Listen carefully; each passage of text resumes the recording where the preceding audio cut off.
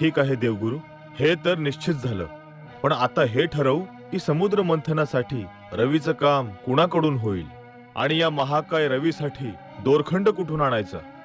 ही तर गंभीर समस्या आहे. विचार करायला लागेल की काय करावे. गुरुदेव, या समस्येच्या निवारणासाठी बळाची नाही तर बुद्धीची आवश्यकता आहे. म्हणून तुम्हीच सांगा काय करावं ते. समुद्र मंथनात जगाचे कल्याण दडले आहे आणि जगाच्या कल्याणाचे काम आदिशक्ती भगवती माताच करते. त्यामुळे आपण त्यांच्याकडेच जाऊन या समस्येचे निवारण विचारले पाहिजे. नाही देवगुरु, आम्ही तुमच्या आदिमाता भगवतीला मानत नाही. मग त्यांच्या चरणांशी का जायचं? तर मग आम्ही तर केवळ भोलेनाथ शिवशंकरांनाच आमचा देव मानतो.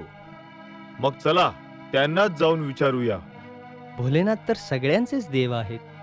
त्यांना विचारण्यात आणि त्यांच्या आज्ञेचं पालन करण्यात आम्हाला आनंद होईल.